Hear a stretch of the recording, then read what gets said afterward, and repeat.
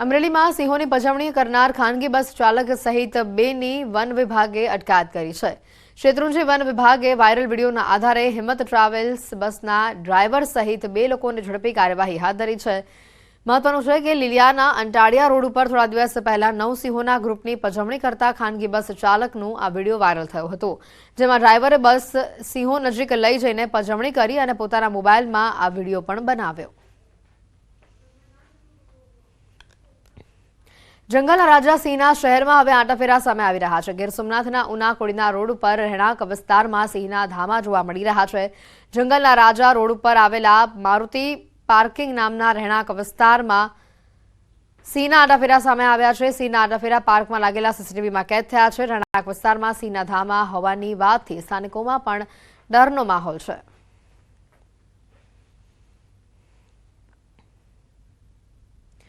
સુરતના કામરેજમાં ભૈરવ ગામ નજીક શિકારની શોધમાં આવેલા દીપડો મોતને ભેટ્યો છે। તારની વાડમાં ફસાઈ જતા દીપડાને ગંભીર ઇજા પહોંચતા તેનું મોત થયું છે। ગામ લોકોએ આ બાબતે જાણ થતાં જ વન વિભાગની ટીમને જાણ કરી હતી, જોકે વન વિભાગની ટીમ પહોંચે તે પહેલા જ દીપડાનું મોત થયું। વન વિભાગની ટીમે દીપડાના મૃતદેહનો કબજો લીધો છે। ગુમ થયેલા યુવકનો કેનાલમાંથી મૃતદેહ મળી આવ્યો। અમદાવાદના યુવકની કડીના કેનાલમાંથી લાશ મળી આવી છે। ચાંદલોડિયાનો યુવક 2 ડિસેમ્બરના ગુમ થયો હતો। યુવકની હત્યા કરાયાનો પરિવારનો આરોપ છે। જમિયતપુરા પાસેથી યુવકનું એક્ટિવા મળી આવ્યું હતું અને એક્ટિવામાં પણ તોડફોડ કરી હોવાથી તેની હાલત એ પ્રકારે જોવા મળી હતી। 25 વર્ષના શિવમ રાજપૂતની કડી કેનાલમાંથી લાશ મળી આવી છે। પરિવારે અડાલજ અને સોલા પોલીસ સ્ટેશનમાં સમગ્ર મામલે ગુમ થવાની ફરિયાદ દાખલ કરાવી હતી। કડી સરકારી હોસ્પિટલ ખાતે પીએમની કામગીરી હાલ હાથ ધરાઈ છે। અમે પોલીસ સ્ટેશનમાં બધી જાણ કરી અને બીજા દિવસે એવું સાંભળવામાં આવ્યું હતું, હવે સત્ય કેટલું છે એ ખબર નથી, કે 10:30 ચાણક્યપુરી કોઈ દવાખાનામાં ટ્રીટમેન્ટ માટે લઈ ગયા હતા અને ડોક્ટરે ના પાડી અને 4 છોકરાઓ એમની સાથે હતા। 2 ગાડીમાં બેઠા હતા અને 2 ડોક્ટરને ત્યાં બતાવવા લઈ ગયા હતા। એટલે મને તો એવું લાગે છે કે હત્યા કરીને કેનાલમાં ફેંકી દીધું હોય એવું અમને લાગે છે। પોલીસ વાળાને બોલાયા, પછી ત્યાંના ફેરાવાળાઓએ એ લોકો નદીમાં કૂદ્યા તોય કંઈ મળ્યું નહીં। પછી અમે એફઆઈઆર દર્જ કરાવી સોલા પોલીસ સ્ટેશનમાં, ત્યાં બી કોઈ જાણકારી નહીં આલી। ત્યાંથી અમને ચાંદોડિયા દોડાયો, ચાંદોડિયાથી કે તમે ગોતા જાઓ, પછી ગોતા ગયા, ગોતા જઈને એમને એફઆઈઆર લીધી, એ બી કાલે લીધી। એના માટે એમને લોકેશનનો ફોટો વોટો બધું એમને મોકલ્યો છે, હજી સુધી કોઈ કાર્યવાહી નહીં થઈ। અને આજે આ ટાઈમે આજે કઈ 4 તારીખે આજે ડેડ બોડી મળી છે અમને। અમદાવાદના બોપલ વિસ્તારમાં અકસ્માતના કેસમાં આરટીઓની કાર્યવાહી સામે આવી છે। રિપલ પંચાલનું ડ્રાઇવિંગ લાયસન્સ કાયમી ધોરણે રદ કરવામાં આવ્યું છે। પોલીસની દરખાસ્ત બાદ આરટીઓની આ કાર્યવાહી સામે આવી। આરટીઓએ નોટિસ મોકલી 1 સપ્તાહ બાદ આ નિર્ણય લીધો। અકસ્માતની ગંભીરતાને જોઈને આ કાર્યવાહી કરવામાં આવી છે। બેફામ કાર હંકારી બોપલ આંબલી રોડ ઉપર 5 જેટલા વાહનોને અડફેટે લીધા હતા। અકસ્માત થયો તો એ પોલીસ સ્ટેશન વિસ્તારમાંથી અમને દરખાસ્ત મળી હતી અને દરખાસ્ત એના લાયસન્સ સસ્પેન્ડ કરવા બાબતની હતી। અગાઉ પણ એના વિરુદ્ધ 2 કે 3 ગુનાઓ નોંધાયેલા છે, એના વિગતો સહિત હતી અને એમવી એક્ટનું જે પ્રોવિઝન છે સેક્શન 19, એ સેક્શન 19 હેઠળ એનું લાયસન્સ અમે રિવોક કર્યું છે। મતલબ કે એને હવે ગાડી ચલાવી નહીં શકે ભવિષ્યમાં અને એ બાબતે એને અપીલ રાહે આગળ દાદ મેળવવી પડશે। અમરેલીથી સમાચાર આવી રહ્યા છે। નાયબ મામલેદારની માતાની હત્યાનો ભેદ ઉકેલાયો છે। જમાઈએ જ વૃદ્ધ સાસુની હત્યા કર્યાનો ખુલાસો થયો છે। પતિ પત્નીના ઝઘડામાં જવાબદાર માની હત્યા કરવામાં આવી। જમાઈ નયન જોશીની પોલીસે હાલ ધરપકડ કરી છે। સાસુનું ગળું કાપી કરપીણ હત્યા તેણે કરી હતી। અમરેલીના જશવંતગઢમાં નાયબ મામલેદારની માતાની હત્યાનો ભેદ ઉકેલાયો છે। વૃદ્ધાની હત્યા તેના જ જમાઈએ ક્રૂરતાથી કરી હોવાનો પોલીસ તપાસમાં ખુલાસો થતા ખળભળાટ મચ્યો છે। પોલીસે કહ્યું કે જમાઈ નયન જોશીએ ગળું કાપી સાસુની હત્યા કરી હતી। આરોપી જમાઈની પોલીસે ધરપકડ કરી વધુ તપાસ હાથ ધરી છે। ઘરમાં પત્ની સાથેના અવારનવાર ઝઘડામાં સાસુ જવાબદાર હોવાની શંકા રાખીને હત્યા કર્યાનો પોલીસ તપાસમાં ખુલાસો થયો છે। મહત્વનું છે કે નાયબ મામલતદારના માતાની 28 નવેમ્બરે જમાઈ નયને 90% ગળું કાપી હત્યા કરી નાખી હતી। આ કેસની તપાસમાં અલગ અલગ 14 ટીમોમાં 200થી વધુ જવાનો જોડાયા હતા, ત્યારે આખરે પોલીસે સમગ્ર કેસ ઉકેલીને આરોપીને ઝડપી લીધો છે।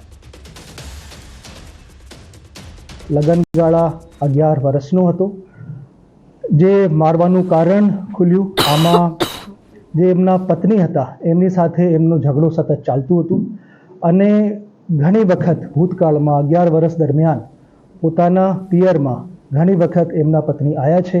એમને લાગતું હતું કે હવે મારી જે વાઈફ છે ફરીથી એમના જે પિયર છે ત્યાં જતી રહેશે અને આવશે નહીં, અને જે એમના મધર ઇન લો છે, જે ભોગ બનનાર છે, એ એમના વાઈફને સપોર્ટ કરી રહ્યા છે।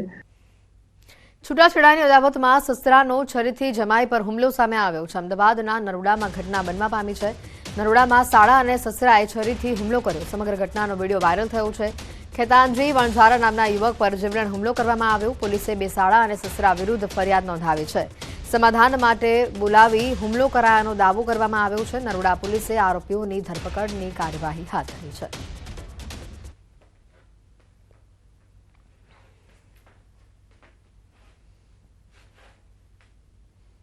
સમાચારોમાં હાલ રોકાઈશું એક બ્રેક માટે.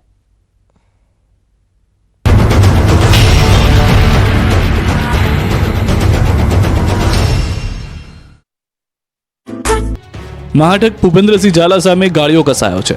બીઝેડ ગ્રુપ બાદ હવે પેટા કંપનીઓ વારો છે. બીઝેડ ગ્રુપની પેટા કંપનીને સીઈઓ સામે ગુનો દાખલ થયો છે. ગાંધીનગરમાં સીઆઈડી ક્રાઇમમાં ફરિયાદ દાખલ થઈ છે. મહાટક ભૂપેન્દ્રસિંહ ઝાલાના બીઝેડ ગ્રુપના પેટા કંપનીઓ અને તેના સીઈઓ વિરુદ્ધ આ ફરિયાદ દાખલ થઈ છે, જેમાં આરકે એન્ટરપ્રાઇઝના સીઈઓ હરપાલસિંહ ભરતસિંહ ઝાલા, હરસિદ્ધિ ફાઇનાન્શિયલ સર્વિસના સીઈઓ અજયસિંહ પરમાર, કેકે એન્ટરપ્રાઇઝના સીઈઓ વિરુદ્ધ સીઆઈડી ક્રાઇમમાં ફરિયાદ નોંધાઈ છે. માસિક 1% લઈ 30% સુધીનું રોકાણ કરાવી રોકાણકારો સાથે ઠગાઈ કરવામાં આવતી હોવાનો આરોપ છે, જેમાં વિવિધ લોભામણી લાલચો આપી રોકાણકારો સાથે ₹50 કરોડની ઠગાઈ કરી હોવાનો પણ આરોપ છે. સીઆઈડી ક્રાઇમના પીઆઈએ ફરિયાદી બની ગુનો દાખલ કર્યો છે, તો ભૂપેન્દ્રસિંહ ઝાલા અને મુખ્ય એજન્ટ મયુર દરજી વિરુદ્ધ સીઆઈડી ક્રાઇમ દ્વારા વધુ એક ગુનો દાખલ કરાયો છે. ખેડાના કપડવંજના કમલેશ ચૌહાણે નોંધાવી છે ફરિયાદ. બીઝેડ ફાઇનાન્શિયલ સર્વિસમાં વિવિધ રોકાણ પર 3% થી 120% જેટલું ઊંચું વળતર આપવાની લાલચ આપી ઠગાઈ કરવાનો આરોપ છે. કમલેશ ચૌહાણ અને મિતેશ પ્રજાપતિ સાથે ₹2,10,000ની ઠગાઈનો ગુનો દાખલ થયો છે. બીજી તરફ બીઝેડ ગ્રુપના કૌભાંડી સંચાલક ભૂપેન્દ્રસિંહ ઝાલા અંગે મોટો ખુલાસો થયો છે. ભૂપેન્દ્રસિંહ ઝાલાના નામે ચાલી રહી છે 18 થી વધુ કોલેજ સિવાય પણ અનેક મિલકતોનો માલિક છે.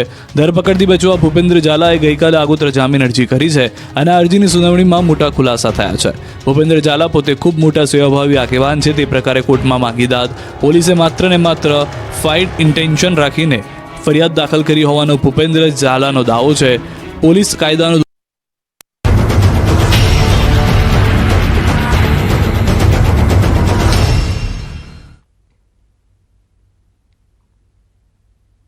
બ્રેક બાદ આપનું સ્વાગત છે. સુરતથી સમાચાર આવી રહ્યા છે. બોગસ ડોક્ટરની ફેક્ટરીમાં મોટો ખુલાસો સામે આવ્યો. બોગસ ડોક્ટરની ફેક્ટરી ચલાવનાર કોંગ્રેસ નેતા નીકળ્યો.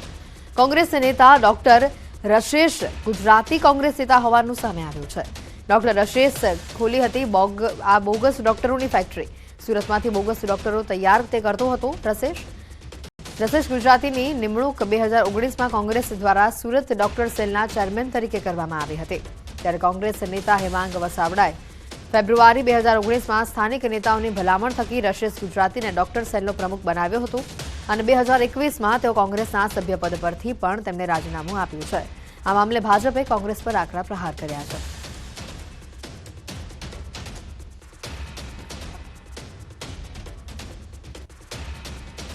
ફેબ્રુઆરી 2019માં સ્થાનિક નેતાઓની ભલામણ અને આખી જે પક્ષમાં નિમણૂકની પ્રક્રિયા હોય છે એ પૂરી કરીને એને નિમણૂક આપવામાં આવી હતી.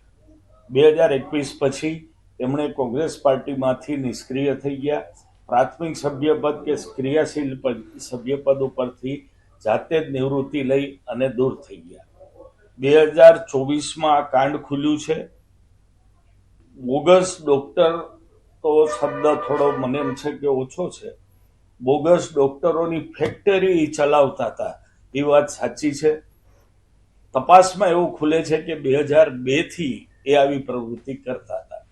પ્રજાના આરોગ્ય સાથે ચેડા કરવાની વાત હોય, આવી બધી બાબતોની જ્યારે વાત હોય ત્યારે કોંગ્રેસ ક્યારેય ફ્રન્ટ ફૂટ પર આવતી નથી. કોંગ્રેસના નેતાઓ આ બાબતે કોઈ પણ જાતનો ખુલાસો કરવા પણ તૈયાર નથી. અને જે કોંગ્રેસના ડૉક્ટર સેલના નેતા છે તે એવું કહી રહ્યા છે કે જે વ્યક્તિ જ્યારે અમે એમની નિમણૂક આપી ત્યારે એની પર કોઈ પણ પ્રકારનો ગુનો નોંધાયેલો નહોતો. એટલે મારે એવું કહેવું છે કે જો વ્યક્તિ દારૂ વેચતો હોય અને જો પકડાય તો જ દાનવ, બાકી તો દેવ થઈ શકે. એટલે આ બધી વાતો કોંગ્રેસ એ પોતાના રાજકીય રોટલા શેકવાની વાતો છે. ભારતીય જનતા પાર્ટી ક્યારે પણ કોઈ ગુનેગારની તરફદારી કરતું નથી. પાક નુકસાનની સહાયને લઈને સાંસદ અને કોંગ્રેસ પ્રદેશ પ્રમુખ શક્તિસિંહ ગોહિલે રાજ્ય સરકાર સામે આક્ષેપ કર્યા. રાજ્ય સરકારે કેન્દ્રમાં સહાય માટે આવેદન જ ન આપ્યું હોવાનો શક્તિસિંહ ગોહિલનો આક્ષેપ છે. ત્યારે મામલે કૃષિમંત્રી રાઘવજી પટેલની પ્રતિક્રિયા સામે આવી છે. તેમણે આ બાબતે કોઈ માહિતી ન હોવાનું જણાવ્યું છે. સાથે જ આવેદનની પ્રક્રિયા મુખ્યમંત્રી કક્ષાએથી થતી હોવાનું પણ નિવેદન આપ્યું હતું. શક્તિસિંહ ગોહિલના રાજ્ય સરકાર ઉપર આક્ષેપો સામે આવી રહ્યા છે અને જે આક્ષેપોને કૃષિમંત્રી રાઘવજી પટેલ દ્વારા નકારવામાં આવ્યા. ગુજરાત સરકારે કેન્દ્રમાં આવેદન જ નથી અપાતું. કૃષિમંત્રી રાઘવજી પટેલની સમગ્ર મુદ્દે પ્રતિક્રિયાઓ પણ સામે આવી.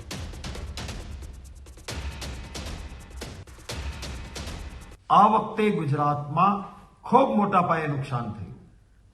કેટલાય ખેડૂતો બરબાદ થયા છે. ત્યારે ગુજરાત સરકારે આવેદન આપીને સર્વે થયેલા એક્ઝેક્ટ આંકડાઓ પ્રમાણે ખેડૂતોને પૂરતું વળતર મળે એવી માંગણી કરવી જોઈતી હતી.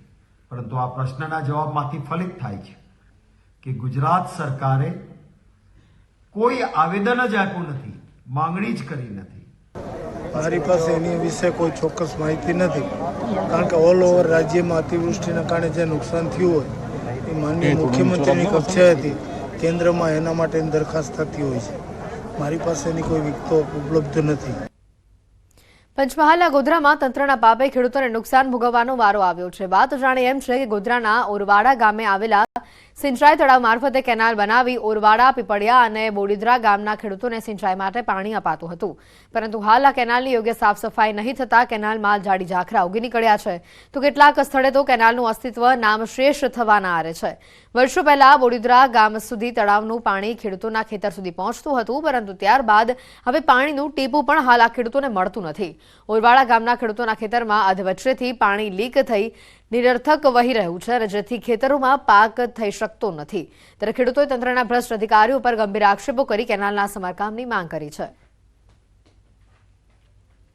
તળાવ બોડીદ્રા સુધી જાય છે, પીપળિયાના હદ સુધી જાય છે અને કોઈ કિનાલ કોઈ 2 વર્ષથી કોઈ સાફ કરેલ નથી. અમારા જિલ્લા પંચાયતના સભ્ય તરીકે એ બી પરમાણે સાહેબે રજૂઆત કરી ત્યાં સુધી કોઈ તંત્ર કામ કરતું નથી અને અમારું તળાવનું પાણી કોતરમાં વહી જાય છે. હમણાં ફૂટેલું જ છે સર. અમારા બોડીદ્રા ગામમાં ઓરવાડા ગામનું જે તળાવ છે તેમાંથી અમારા બોડીદ્રા ગામને સિંચાઈનો લાભ આજથી બહુ વર્ષો પહેલા મળતો હતો, પણ આજ સુધી એનો લાભ એનો હવે મળતો નથી. કારણ કે આ નહેર અને જર્જરિત હાલત હોવાને કારણે અમારે સિંચાઈનો ત્યાં પાણી સુધી પહોંચી શકતું નથી અને પાણી પહોંચી ના શકવાનો કે અમારા ખેડૂતોને લાભ મળતો નથી.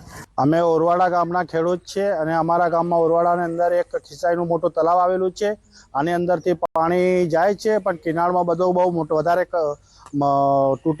તૂટેલો ભાગ છે, તો પાણી ખોલી એટલે પાણી જતું નથી. પાણી વહીને નદીમાં જતું રહે છે બધું અને ખેડૂતોને પૂરતું પાણી મળતું નથી, એટલે એનાથી બહુ નુકસાન થાય છે. ઉનાળાની અંદર નહેરનું રિપેરિંગનું કામ થવું જોઈએ એ હજુ સુધી તંત્રએ કર્યું નથી. આ બાબતે મેં 2 થી 3 વખત રજૂઆત કરી છે કે યુદ્ધના ધોરણે આ કામગીરી થાય તો પાણી તળાવની અંદર ખૂબ છે અને આ વિસ્તારના ખેડૂતોને એનો પૂરેપૂરો લાભ મળે એવું છે. પરંતુ તંત્રના અધિકારીઓ દ્વારા બેદરકારી રાખવાને કારણે ખેડૂતો એનો લાભ લઈ શકતા નથી. ઓરવાડા સિંચાઈ તળાવમાંથી પસાર થતી કેનાલની દુર્દશા હું આપને બતાવીશ. હાલ કેનાલમાંથી પાણી શરૂ નથી કરવામાં આવ્યું. લીકેજનું જે પાણી છે તે પણ હાલ નિરર્થક વહી રહ્યું છે અને ખેડૂતોના જે ખેતરો છે તે બગાડી રહ્યું હોવાનું ખેડૂતો કહી રહ્યા છે. આપને દ્રશ્યો બતાવીશ, આપ જોઈ શકો છો નિરર્થક જે પાણી વહી રહ્યું છે. જ્યારે કેનાલમાં પાણી અહીંયા આપવામાં આવશે ખેડૂતોને ત્યારે આ પ્રવાહ વધી જશે, જેના કારણે ખેડૂતોના ખેતરમાં પાણી ભરાઈ જાય છે. આપ ખેતરમાં જોઈ શકો છો પાણી ભરાઈ ગયું છે અને જેના કારણે હવે ખેડૂત આમાં એક પણ પ્રકારનો પાક નહીં કરી શકે. આમ જે આ કેનાલ છે તે ખેડૂત માટે, અહીંના ખેડૂત માટે એક આવકનું સાધન નહીં પણ એક નુકસાનનું સાધન બન્યું હોવાનું અહીંના ખેડૂતો વર્ણવી રહ્યા છે. જ્યારે કેનાલમાં પાણી આપવામાં આવશે ત્યારે આના કરતાં વધુ પ્રેશરથી તેઓના ખેતરમાં પાણી જશે અને વધુ પાણી જતાં જ તેઓનો જે પાક છે તે તો નિષ્ફળ જવાનો છે જ, પરંતુ અન્ય જે નજીકનું ખેતર છે તેમાં તેઓ ખેતી નહીં કરી શકે એવું જણાવી રહ્યા છે. ત્યારે ખેડૂતોની આ વેદનાને બહેરા કાનવાળા અધિકારીઓ સાંભળે અને વ્યવસ્થિત જે કેનાલનું મરામત છે તે કરવામાં આવે અહીંના ખેડૂતો માંગણી કરી રહ્યા છે. રાજેશ જોશી, ન્યૂઝ 18 ગુજરાતી, ઓરવાડા, ગોધરા, પંચમહાલ. લોકો તેમની દીકરીઓને ભણાવે તેના માટે સરકાર તમામ પ્રયત્નો કરે છે અને જે માટે સરકાર તરફથી કન્યા છાત્રાલયો બનાવવામાં આવે છે, જેમાં દીકરીઓ મફતમાં શિક્ષણ મેળવી શકે છે. આવા લોકોની મદદે આવી સરકારે કસ્તુરબા ગાંધી કન્યા છાત્રાલયો બનાવી છે. છોટાઉદેપુરમાં અન્ય અલગ અલગ જગ્યાએ કન્યા છાત્રાલય બનાવવામાં આવી છે, જેમાં બાળકીઓને મફતમાં રહેવાની અને શિક્ષણ મળી રહે તે પ્રકારની વ્યવસ્થા કરાઈ છે. પરંતુ જે છાત્રાલયોમાં શિક્ષણ મળતું હતું તે હવે સરકાર તરફથી બંધ કરવામાં આવી રહી છે, જેથી બાળકીઓને સરકારી શાળામાં જવાનો વારો આવ્યો છે. 7 પૈકી ફક્ત એક જ છાત્રાલયમાં શિક્ષણ કાર્ય ચાલે છે. જે છાત્રાલયની આસપાસ કોઈ સરકારી શાળા ન હોય, ફક્ત એ જ છાત્રાલય ચાલે છે. જે છાત્રાલયમાં શિક્ષણ મળતું હતું તે હવે બંધ થતાં બાળકીઓને 10 થી 15 કિલોમીટર સુધી અન્ય શાળામાં જવાનો વારો આવ્યો છે. છોટાઉદેપુર તાલુકામાં આવેલા એક શાળામાં શિક્ષણ કાર્ય બંધ કરાતા બાળકીઓને 10 કિલોમીટર દૂર શાળામાં જવાનો વારો આવ્યો. વળી શનિવારે તો આ બાળકીઓ ચાલીને શાળાએ જવા મજબૂર બની હતી તેવા દ્રશ્યો સામે આવ્યા. અમને ત્યાં બેસવાની તકલીફ પડે છે અને ત્યાં ક્લાસ ઓછા છે. અમને અહીંયા જ રહેવાનું ગમે છે અને ત્યાં જવા આવવાની અમને તકલીફ પડે છે. પહેલાં અમને પૂરતા મેડમો અને ભણાવવા માટે ખૂબ સારી વ્યવસ્થા કરી હતી, જેનાથી અમે અહીંયા સારી રીતે ભણી શકતા હતા. ત્યાં છોકરા હોવાથી અમે ત્યાં સારી રીતે ભણી શકતા નથી. અમે સૌ 9 વાગ્યે બસ આવે છે ગમાણ ફળિયા સ્ટેશને, અને અમે ત્યાંથી બસમાં બેસીને SF હાઈસ્કૂલમાં ભણવા જઈએ છીએ અને ત્યાંથી અમને આવવા માટે પણ ઘણી મુશ્કેલી પડે છે. અમે 75 વિદ્યાર્થીનીઓ બસમાં આવીએ છીએ અને ખૂબ જ અગવડતા પડે છે. એક જ બસમાં આવીએ છીએ અમે, અને શનિવારની બસ અમારે નથી આવતી, એટલા માટે અમને ઠેક ત્યાં પેટ્રોલ પંપ સુધી ચાલીને જવું પડે છે. હા, અહીંયા ચાલતી હતી પહેલાં, એ બંધ થઈ ગઈ છે. અત્યારે અલસીપુર છે ત્યાં પહેલાં જતા હતા, ત્યાંથી બંધ કર્યા. અત્યારે છોટાઉદેપુર જવું પડે છે. તો આના કારણે ટાઈમે બસ ના મળે, છોકરીઓને ભણવાનું વરસાદમાં પલળતે જાય. અને અહીંયા જો સ્કૂલ ખુલે અને શિક્ષણ કમ્પ્લીટ મળે તો છોકરીઓનું ભવિષ્ય સુધરે. આ કસ્તુરબા બાલિકા વિદ્યાલય છે એ એટલા સારા હેતુથી શરૂ થયેલી આ સ્કૂલ છે જે સરકાર ચલાવી શકતી નથી, અને એના કારણે વિદ્યાર્થીનીઓને દૂર ભણવા જવું પડે છે. ટ્રાન્સપોર્ટેશનની વ્યવસ્થાનો પ્રશ્ન છે, ત્યાં એમની સાથે કોઈ સારો વ્યવહાર ના થાય, એવા પણ ઘણા બધા પ્રશ્નો છે. તો આ ખૂબ જ કમનસીબ છે. સમગ્ર શિક્ષા દ્વારા નજીકની શાળામાં ટ્રાન્સપોર્ટેશનની સુવિધા આપીને તેમના શિક્ષણ કાર્ય માટેની વ્યવસ્થા કરવામાં આવેલી છે.